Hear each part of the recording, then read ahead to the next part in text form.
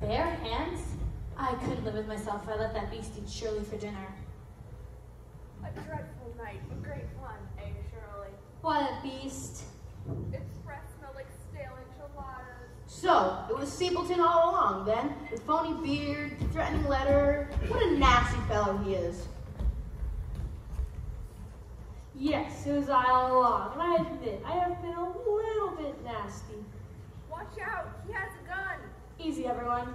Put the revolver down, Mr. Stapleton. You don't want to hurt anybody. Oh, but yes, I do. I tried to make him listen to reason, but he wouldn't stop. He's ill. He needs special help. Miss Lyons? I was so worried about, and then the shots on him more than that terrible howling. I just had to see if... John, darling, are you alright? Why is this woman calling you John, darling John? Your brother has proposed to me, Miss Stapleton, and I've accepted. Proposed? My brother? Well, you can just unaccept his proposal because John, darling, is not my brother. He's my husband. It just gets better and better. I want what is mine. The land, the money, I did what I had to do. You nutcase, I am the last of the Baskervilles. Not really, Sir Henry. What's that? You both are Hugo's descendants. Is that so? There, don't you see the resemblance? The forehead, the brow. Hold on, I think. See, if you cover up Hugo's beard and all that hair on top, And squint your eyes real tight, you can see... Those same thin sneering lips, yes. And those same cold, intolerant eyes. Shirley, the light's better over here. excellent. Step into the light, won't you, Mr. Singleton? John, watch out for? Oh, no, don't hurt him, please. Oh, yes, hurt him all you want. He lied to me. So, does anybody really know what's going on? Actually, I do. Here comes the wrap-up. Everybody ready? Ready!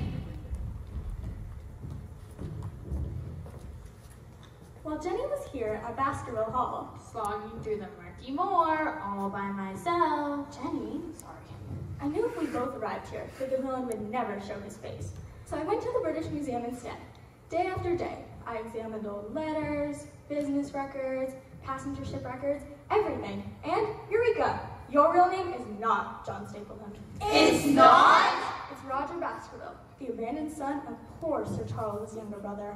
You mean the dark, sinister, twisted younger brother who fled to South America and is mentioned briefly by Dr. Mortimer at the beginning of the play, But so long ago that the audience has completely forgotten? The very same who grew up in Costa Rica, married Miss Stapleton, and was hired as a schoolmaster in Northern England to teach entomology. Entomology? Ew! Bugs! We know that one. But there's more. We can't wait! So I took the train to Northern England and discovered the very same school had been robbed of all its money 3 years ago. No! Yes, and the very next day, Professor Buggy here and his wife mysteriously disappeared. I put 2 and 5 together. 7! And 10 days later, they bought a little cottage next door to Baskerville Hall to see what they could see. And they saw me rolling in money, little pipsqueak. You were old, frail, and a bad heart. All I had to do was get you to fall in love with me, Sir Charles, where I could lure you into the moor with that awful dogwood. But Miss Stapleton refused to help her obsessed husband. Thank you, my dear. So he found me. Oh. He looked so kind, so generous, so understanding.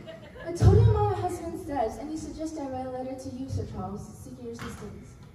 Yes, the letter. I remember, right, Barrymore? Absolutely, Sir Charles. I'd never fear a dead man. Go on with it, young lady. I can barely stand up here.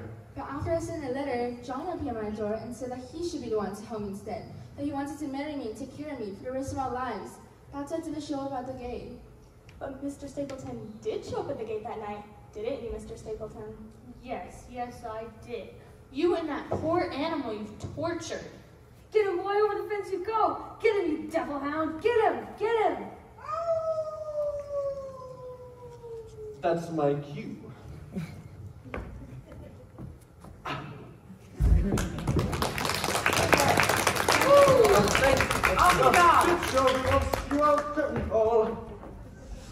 So, how did the hound know how to come after me? I bet you'd know if you've been watching closely. The pair of boots you lost, Sir Henry? Stapleton stole them from your hotel room in London. He had to have something with your scent on it. He brought the boots out to the hound in the barn after he excused himself after dinner. Just like A fascinating account, Miss Holmes. Young would be most proud. And Dr. Watson as well. I couldn't have done it without you, Jenny. Thank you, Shirley. Now, why don't you like my perfume? So, what do you suppose we do with the Stapletons? Tie them down for the night, I should think. Take them to the police in the morning. Forgive me, Sir Henry. I was afraid John would harm me if I did something. That's why I wanted you to leave. John's insane. You can't catch me. No one can. John, come back! It's not safe. Beast is still out there. Close the doors, the windows. We have to. The fog's too thick. We'll catch him when...